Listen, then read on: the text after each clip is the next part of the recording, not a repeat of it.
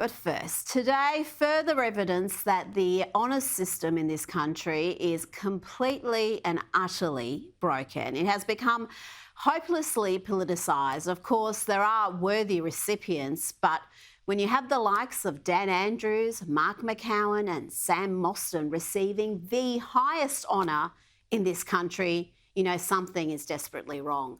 All three are highly political, highly divisive and unworthy of such an honour. Let's just have a reminder of Dan's great work in the state of Victoria, where we had the worst COVID response in the country, bar none, the highest death rate, the greatest harm, the longest lockdown. Indeed, we were treated to 6 devastating lockdowns, the results of which will be felt for many years to come. This is a Premier who imposed a curfew on Victorians, effective house arrest, who banned playgrounds, who banned IVF treatment, who lectured people about watching a sunset at the beach. Melbourne was once the most livable. Sweeping new restrictions, including a nightly curfew within 5 kilometres of their homes. Have so far taken their lives this year. Daniel Andrews. Dan Andrews. Victorian Premier Dan Andrews. Sunday I think is going to be quite a nice day. Yep, at home. At home. Otherwise, it'll be lots of Sundays spent in hospital. 200 days in hard lockdowns. Back to compliance. And anyone who thinks that this is over, then Victoria Police are out there. No return to face-to-face learning. A whole bunch of people down the Ryback Beach last night who thought the best thing to do was to go and watch the sunset. I'm sure it was a beautiful sunset. But that's not in the spirit of these rules. Walking maskless seconds before saying, I think all of us know people in our lives who are not necessarily following these rules. The community compliance is outstanding. Why did you blame Victorians? Around 1 in 4 people cannot be found at home. Instead of acknowledging your government's failures in hotel quarantine. Oh, so that's the real question. They are shitty choices. the Premier admitted he doesn't know who made the crucial decision to use private security in Victoria's quarantine hotel. I'm accountable. Any mistakes, and all mistakes. I can't specifically recall. I will be accountable for those errors.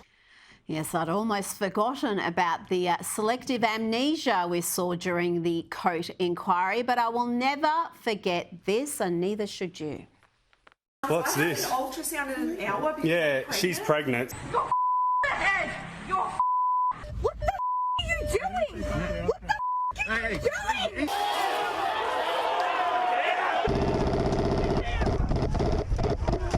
Media! Media! Media!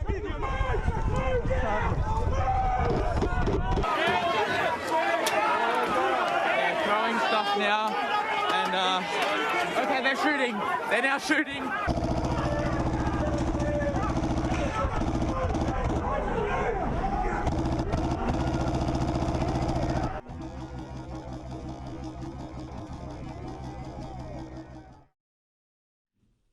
Let's bring in Sky News contributor Prue McSween. Prue, Daniel Andrews got his award, the Companion of the Order of Australia, in part for his services to public health during the COVID pandemic.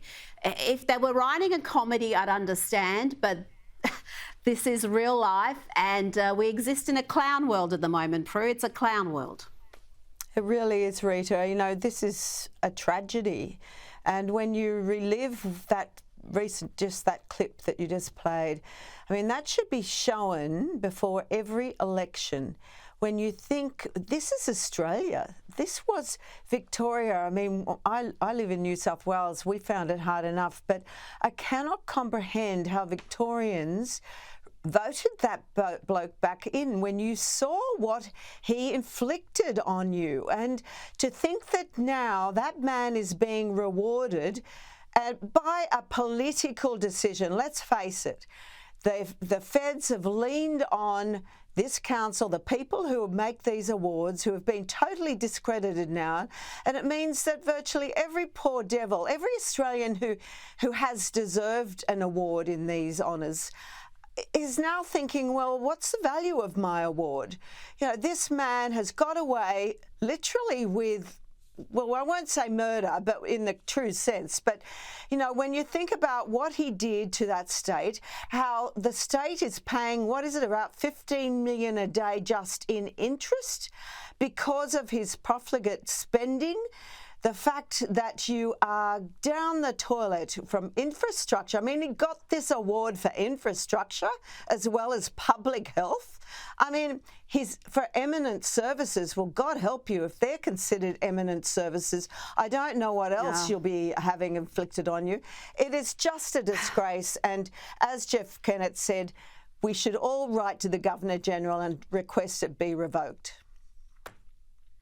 Well, Victoria is in crisis. You mentioned the debt. We've got the biggest debt of any state in the country by some margin. We had the worst COVID outcome by every imaginable metric, from the death rate to the numbers of days locked down, and is awarded for it. But what's extraordinary to me as well is that he accepted the award, because you're not obliged to accept it. I know several people who have been offered these awards and they've declined them for various reasons.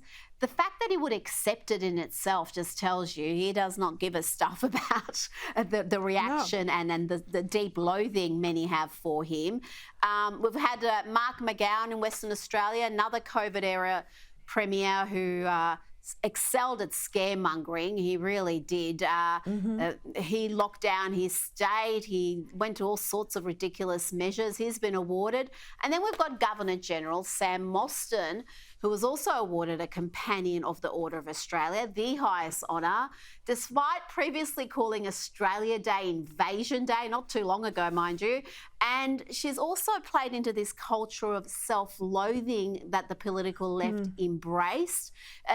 Again, a divisive figure, and yet she gets this honour. Well, isn't it ironic that all these very obviously stated Republicans are lining up to get the King's honour? I mean, it tells you everything about the shallowness of these people. They're all hypocrites. They just have a platform that they think that they can sing to the masses and it's going to win them some sort of support and kudos. They're all just shallow, facile people who have found themselves through luck or mateship or cronyism in these positions of power and influence and privilege, and we're to stand by and support it. I mean, we see you people. We understand who you are. And let's just hope that, you know, we all remember it when the time comes, because it's the political masters here who have inflicted this on us all, you know, and Andrews getting this gong, and of course McGowan, and now our esteemed Governor-General, captain's pick, no doubt, from her mate Albo.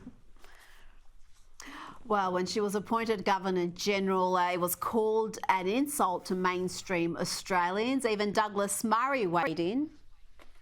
This way in which the general public are being told to feel guilt for things they did not do. It's interesting that people like this new Governor-General, they actually don't feel bad about themselves. They love themselves. They absolutely adore the position they get to by telling everyone else in Australia that they must feel badly about themselves. But she gets to positions of prominence by trying to tell everyone else to feel bad and feel guilty and much more. What happy luck. I'm wearing the same jacket as that segment. Now let's talk about the